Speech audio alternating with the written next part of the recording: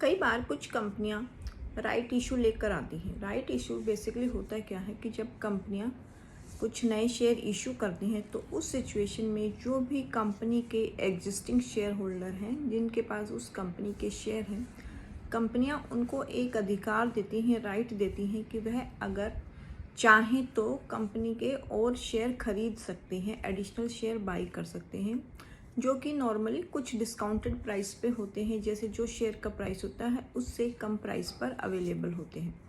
और कंपनी को जो राइट इशू लाने का मेन उद्देश्य क्या होता है कि कई बार कंपनी को फंड की आवश्यकता होती है। हो सकता है कंपनी को कुछ एक्सपेंशन करना हो, या कई बार अपना जो डेट है उसको रिडक्शन करने के लिए भी कंपनियों को फंड की आवश्यकता होती है, या कोई और रिक्वायरमेंट कंपनी की हो सकती है जिसके लिए कंपनियां राइट इशू लेकर आती हैं।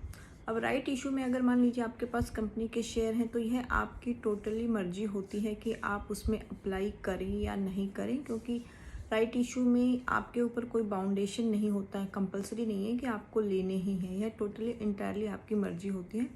और कई बार ये क्या नॉर्मली कुछ रेशियोज़ में होते हैं। जैसे मान लीजिए आपके पास कोई कंपनी है, उसके 100 शेयर हैं, तो कंपनियां कई बार करते हैं कि अगर 100 शेयर वाला अप्लाई करना चाहे तो हो सकता है उसको कुछ रेशियो होती है एडिशनली जिसमें वह शेयर मिल सकते हैं, जिसकी अनाउंसमेंट कंपनियां करती हैं।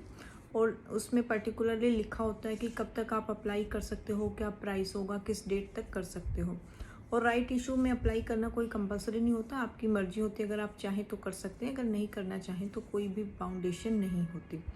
राइट इशू बेसिकली क्या होता है, कंपनियों को फंड की जब आवश्यकता होती है तो वह एग्जिस्टिंग शेयर होल्डर के लिए एक ऑफर लेकर आती हैं कि अगर वह उस कंपनी के कुछ एडिशनल शेयर बाई करना चाहें तो वह बाई कर सकते हैं। Thank you for watching. Please do like, share and subscribe my channel. Thank you so much.